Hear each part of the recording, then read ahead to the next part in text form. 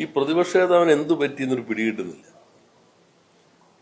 ഇന്നലെ പറഞ്ഞ കാര്യം ഘടകവിരുദ്ധമായത് ഇന്ന് ആധികാരികമെന്ന മട്ടിൽ അവതരിപ്പിക്കാൻ ഒരു സവിശേഷ സ്ഥിതി ഇപ്പൊ കുറെ കൂടി പ്രതിപക്ഷ നേതാവിന് ആർജിതമായിട്ടുണ്ട്. അദ്ദേഹം പത്രസമ്മേളനത്തിൽ പറഞ്ഞ കാര്യം ഇപ്പൊ ഒന്ന് അദ്ദേഹം പറയുകയുണ്ടായി. വ്യവസായ മന്ത്രി പറഞ്ഞു, ഈ ഞങ്ങൾ അതിവേഗ തീവണ്ടി വന്നപ്പോ സ്വീകരിച്ചു, കെ റെയിലിന് എതിർത്തു. ഞാനിത് ഉന്നയിക്കുമ്പോൾ അദ്ദേഹം നേരെ ഒന്നാമത്തെ നിരയിൽ പ്രതിപക്ഷ നേതാവിന്റെ കസേരയിൽ നിയമസഭയിൽ ഇരിക്കല്ലേ. ശ്രീ കുഞ്ഞാലിക്കുട്ടി ചോദിച്ച ഒരു ഉപചോദ്യത്തിനുള്ള മറുപടിയായിട്ടാണല്ലോ ഞാൻ ആ പരാമർശം നടത്തുന്നത്. എന്താ അദ്ദേഹം കൈപൊക്കിയിട്ട് കൈപൊക്കിയാൽ കൊടുക്കുമല്ലോ സ്പീക്കർ. നിയമസഭയിൽ ചോദിച്ചാൽ ഉത്തരം കിട്ടും. നിയമസഭയിൽ കാര്യങ്ങൾ ചോദിച്ചു കഴിഞ്ഞാൽ നേരെ കൃത്യമായ മറുപടി കിട്ടിയാൽ ഒറ്റ നിമിഷം കൊണ്ട് പൊട്ടിത്തീരുന്ന ഒരു ബലൂണാണ് പ്രതിപക്ഷ നേതാവ്. അതുകൊണ്ട് അദ്ദേഹം ഉപപ്രതിപക്ഷ നേതാവ് ചോദിച്ച ചോദ്യത്തിന് ഞാൻ മറുപടി പറയുമ്പോൾ അദ്ദേഹം നിശബ്ദനായിട്ട് കേട്ടിരുന്നു. എന്നിട്ട് ഇന്ന് പത്രസമ്മേളനത്തിലും ഇന്നലെ ഒരു മീറ്റിംഗിലും പറയുകയുണ്ടായി, അത് ഇങ്ങനെ പറയുകയുണ്ടായി, വ്യവസായ മന്ത്രി ഇങ്ങനെ പറയുകയുണ്ടായി. അദ്ദേഹത്തിന് അപ്പം ചോദിക്കാമല്ലോ ഞാൻ ഇവിടെ പറഞ്ഞു. ഇന്ന് അദ്ദേഹം പറഞ്ഞത് എന്താ? കേരളിനെ ഞങ്ങൾ എതിർത്തു, അതാണ് വേഗതയുള്ള ട്രെയിൻ വേണം കേരളത്തിൽ, അതിനെ എന്തിനാ നമ്മൾ എതിർക്കേണ്ടത്? അപ്പൊ ആർക്കാണ് ഇത്ര തിടുക്കം എന്ന് പറഞ്ഞതാരാ? UDF ആളല്ലേ. ഇനി പ്രതിപക്ഷ നേതാവിന്റെ ഒരു പത്രസമ്മേളനം ഞാൻ നോക്കിയായിരുന്നു. ഇതൊന്നും നിങ്ങൾ കേട്ടു നോക്ക്. പാർട്ടി സെക്രട്ടറി പറഞ്ഞു ഞങ്ങള് കേരളയിൽ കൊണ്ടുവരും. ഈ വന്ദേ ഭാരത് വന്നപ്പോ തന്നെ ഞങ്ങളന്ന് പറഞ്ഞു വന്ദേ ഭാരത് വന്നാൽ മതി, 495 വന്ദേ ഭാരത് ഇന്ത്യയിൽ വരുന്നുണ്ട്, അതിന്റെ വ്യൂസ് കേരളത്തിന് കിട്ടും. ഇപ്പൊ എത്ര മണിക്കൂർ കൊണ്ടാണ് എത്തുന്നത്? 2.5 മണിക്കൂറിന്റെ എറണാകുളത്ത് എത്തും. വന്ദേ ഭാരത് വൈകുന്നേരം 4 മണിക്ക് കയറി കഴിഞ്ഞാൽ ഇല്ലേ, 6:30 എത്തും വൈകുന്നേരം. ഒരു 2 വന്ദേ ഭാരത് കൂടി വന്നു കഴിഞ്ഞാൽ അല്ല അതൊക്കെ ഉണ്ടാവുമല്ലോ, അത് കുറച്ചൊക്കെ വ്യത്യാസം വരുന്നു. മറ്റു ട്രെയിനിലൊക്കെ പോകും. വന്ദേ ഭാരത് ഉണ്ടെങ്കിൽ ഇനി ഒരു അതിവേഗ തീവണ്ടിയും വേണ്ടെന്ന്. ഇത് അദ്ദേഹത്തിന്റെ ശബ്ദവും അദ്ദേഹത്തിന്റെ മുഖവും തന്നെയാണ്, എല്ലാ ടിവിയിലും വന്നതാണ്. ഒരു വന്ദേ ഭാരത് കിട്ടിയപ്പോൾ അദ്ദേഹം പറഞ്ഞു 2 കൂടി കിട്ടിയാൽ ഇനി അതിവേഗ റെയിൽ വേണ്ടാന്ന്. അതിനുശേഷം ഒരു വന്ദേ ഭാരതും വന്നു, ഒരു ബാംഗ്ലൂർ വന്ദേ ഭാരതും വന്നു.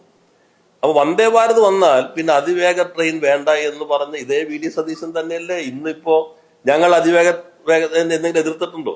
കേരളയിൽ ഞങ്ങൾ എതിർത്ത് പാരിസ്ഥിതിക പ്രശ്നം ഉണ്ടാക്കും, കേരളത്തിൽ ഇത്തരം സംവിധാനങ്ങൾ വേണ്ടേ എന്ന് പറയുമ്പോൾ ഇതെന്താ? എങ്ങനെയാ അദ്ദേഹത്തിന് ഇത്രയും താൻ പറഞ്ഞതിനെ ഒറ്റ നിമിഷം കൊണ്ട് മലക്കം പറഞ്ഞ് അത് വേറെ ആരോണോ എന്ന മട്ടിൽ പിറ്റേ ദിവസമൊക്കെ പ്രതികരിക്കാൻ കഴിയുന്നത്?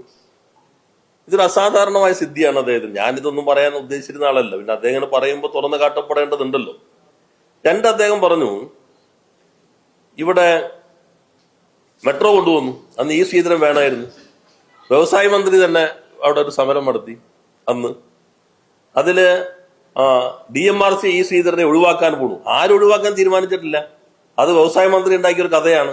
അപ്പൊ ഇതൊന്നും നിങ്ങൾ കേട്ടു നോക്കൂ.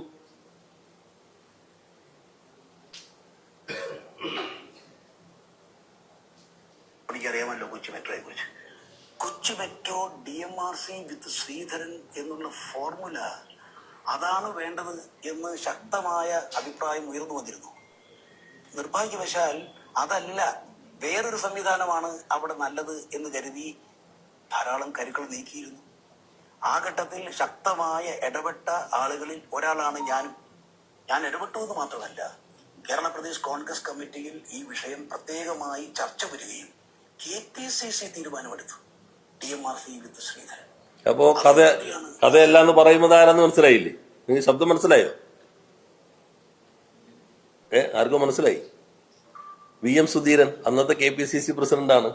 DMRC ഒഴിവാക്കാൻ നോക്കി, DMRC ശ്രീധരനെ ഒഴിവാക്കാൻ നോക്കിക്കഴിഞ്ഞപ്പോ KPCC തന്നെ തീരുമാനം എടുത്തിരുന്നു. അപ്പൊ ഞാൻ മെനഞ്ഞ കഥയാണ്. എന്തിനാ പ്രതിപക്ഷ നേതാവ് ഇത്രമാത്രം തരം താഴുന്നത്? ഇനി അന്ന് ഈ ശ്രീധരൻ പറഞ്ഞുകൂടി നോക്കിക്കോളൂ. ആദ്യമായിട്ട് ഒരു മനുഷ്യ സംഘടിപ്പിച്ചു. അന്ന് ഞാൻ അത്രയ്ക്ക് അപ്രൂവ് ചെയ്തിരുന്നില്ല, എന്റെ ആവശ്യം ഉണ്ടോന്നുള്ളത്. ഇപ്പോഴാണ് മനസ്സിലായത് അത് നടന്നില്ലെങ്കിൽ അന്ന് DMRC കിട്ടില്ലായിരുന്നു. അന്നത്തെ അത് അധിക്ഷേപിച്ച സമരം നടന്നില്ലായിരുന്നുവെങ്കിൽ DMRCക്ക് കിട്ടില്ലായിരുന്നു എന്നുള്ളതാണ് ശ്രീധരൻ തന്നെ പറയുന്ന ഭാഗം. ഇതെല്ലാം നമ്മുടെ പബ്ലിക് ഡൊമൈനിലുണ്ട് എന്ന് അദ്ദേഹത്തിന് അറിഞ്ഞൂടെ? അപ്പൊ എന്തിനാണ് അദ്ദേഹം ഇത്രയും മാത്രം പ്രതിപക്ഷ തരം താഴുന്നത്? പിന്നെ ഗെയിൽ പൈപ്പ് ലൈൻ, അത് ഞാൻ തന്നെ അദ്ദേഹത്തിന് ഞാൻ വെല്ലുവിളിക്കുകയാണ്. അദ്ദേഹം പറഞ്ഞ അദ്ദേഹത്തിന്റെ ഭൂമിക്കടിയിലെ ബോംബാണ്, ഇത് നടപ്പാക്കാൻ പാടില്ല എന്ന് പറഞ്ഞിട്ടുള്ള എന്റെ പ്രസംഗം ഞാൻ നിയമസഭയിൽ ചോദിച്ചിരുന്നു. അപ്പൊ അദ്ദേഹം ഒന്നും പറഞ്ഞില്ല, ഉണ്ടെന്നാ പറയുന്നത്. അതുമായി ബന്ധപ്പെട്ട് ഞാൻ വ്യക്തത വരുത്തിയതാ. അദ്ദേഹം ജനപ്രതിനിധി എന്നതിൽ ഒന്നും ചെയ്തിരുന്നില്ല. അദ്ദേഹത്തിന്റെ മണ്ഡലത്തിൽ ഉൾപ്പെടെയുള്ള ആളുകൾക്ക് ഗെയിലുമായി ബന്ധപ്പെട്ട് ന്യായമായ നഷ്ടപരിഹാരം കിട്ടിയത് അന്ന് നടന്ന ഇടപെടലിന്റെ ഭാഗമായിക്കൊണ്ടാണ്. ഞങ്ങളുടെ ആവശ്യം എന്തായിരുന്നു? ഒന്ന്, വീടുകളോട് ചേർന്നുള്ള അലൈൻമെന്റിന്റെ പ്രശ്നം. രണ്ട്, ഭൂമി പൈപ്പ് ഇടുന്നതിനുള്ള രാജ്യത്തെ നിയമപ്രകാരം 10% മാത്രമേ നഷ്ടപരിഹാരം ഭൂമി വിലയുടെ കിട്ടുകയുള്ളൂ.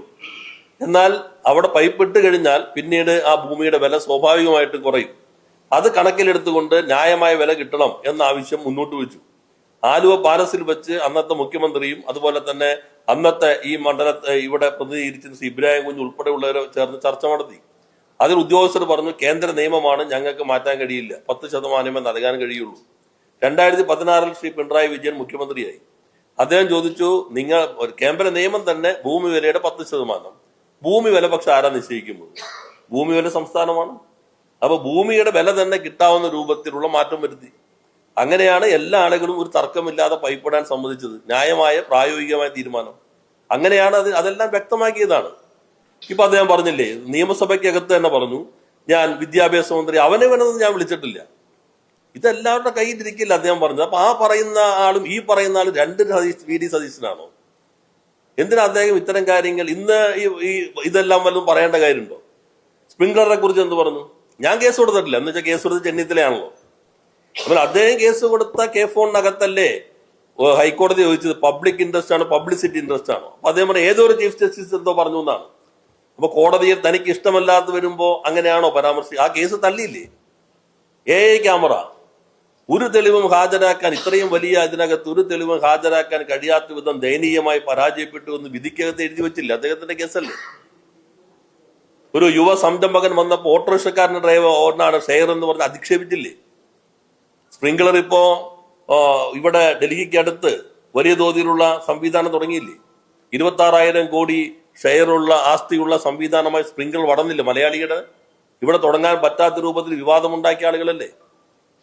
അതേപോലെ തന്നെ നിയമസഭയ്ക്കകത്ത് ഞാൻ പറഞ്ഞല്ലോ, അദ്ദേഹം ഒന്നും അനങ്ങിയില്ലല്ലോ. ഹരിത MLA-മാർ അന്ന് പറഞ്ഞു ഈ ഇൻവെസ്റ്റ് സമ്മിറ്റിൽ വന്ന കാര്യങ്ങൾ നടപ്പിലാക്കാൻ അനുവദിക്കില്ല. എന്റെ കയ്യിലെല്ലാം ബ്ലോഗ് ഇരിക്കല്ലേ, അദ്ദേഹം എഴുതിയതെല്ലാം. അപ്പോൾ പ്രതിപക്ഷ നേതാവ് ഇപ്പൊ കുറച്ച് നാളെ വല്ലാതെ നിലമറന്നു പോകുന്നു എന്നുള്ളതാണ് ഇതിൽ നിന്ന് വ്യക്തമാകുന്നത്. അദ്ദേഹത്തിന്റെ കാര്യങ്ങളല്ലേ ഇത് ഇപ്പൊ പണ്ടത്തെ പോലെ അല്ലല്ലോ. എല്ലാം എല്ലാവരുടെ കയ്യിൽ പബ്ലിക് ഡൊമൈനിൽ നിൽക്കുകയല്ലേ ചെയ്യുന്നത്. അപ്പൊ അത് മനസ്സിലാക്കേണ്ടതാണ്. യഥാർത്ഥത്തിൽ എല്ലാ പദ്ധതികളെയും എതിർക്കുന്ന സമീപനം സ്വീകരിച്ചിരുന്നു. ഒരു വശത്ത് പ്രത്യേകമായൊരു പരിവേഷം, മറുവശത്ത് ഈ മാധ്യമ പരിലാളനകളിലൂടെയുള്ള ഒരു ഊതി വീർപ്പിക്കലാണെന്നുള്ളതാണ് ഇതെല്ലാം മനസ്സിലാക്കുന്നത്. അത് പ്രതിപക്ഷ നേതാവിനെ പോലെ ഒരു പദവിയിൽ ഇരിക്കുന്ന ആൾ, ഒരു ചുമതലയിൽ വഹിക്കുന്ന ഒരാൾക്ക് ഒരിക്കലും യോജിക്കുന്നതല്ല. ഇത്രയും കാര്യങ്ങൾ ഞാനിപ്പോ നിങ്ങളുടെ മുൻപിൽ ഈ വീഡിയോകൾ വച്ചിരിക്കുന്നു. പ്രതിപക്ഷ നേതാവ് എന്തായാലും ചിലത് കയ്യിലുണ്ടെന്ന് പറഞ്ഞത് നമുക്ക് നിയമസഭയിൽ വേണമെങ്കിൽ ചർച്ച ചെയ്യാം, പുറത്ത് വേണമെങ്കിൽ ചർച്ച ചെയ്യാം. നല്ല രീതിയിൽ അത്തരം കാര്യങ്ങൾ ചർച്ച ചെയ്യാം. നിയമസഭയിൽ ഇത് പറയുമ്പോൾ നിശബ്ദനായി കേട്ടിരിക്കുകയും പുറത്തു വന്നിട്ട് നിങ്ങളാരും ചോദിക്കില്ല എന്ന നല്ല ധൈര്യമുള്ളത് കൊണ്ട് ഇത്തരം നുണകൾ, പച്ച നുണ തന്നെ, നിയമസഭയ്ക്ക് നുണ എന്ന് പറയാൻ പറ്റില്ല, വസ്തുതാ വിരുദ്ധം എന്നേ പറയാൻ പറ്റുള്ളൂ. പുറത്തു പറയുന്നതിൽ തെറ്റില്ല. അതിങ്ങനെ പറയുന്ന രീതി അത് അദ്ദേഹം തന്നെയാണ് ചിന്തിക്കേണ്ടത്. ഇന്നത്തെ കാലത്തെ ഒരു രാഷ്ട്രീയ പ്രവർത്തന രീതിയാണോ, കാലഹരണപ്പെട്ട ഒരു രീതിയല്ലേ അദ്ദേഹം പിന്തുടരുന്നതെന്ന് അദ്ദേഹം തന്നെ നോക്കണം.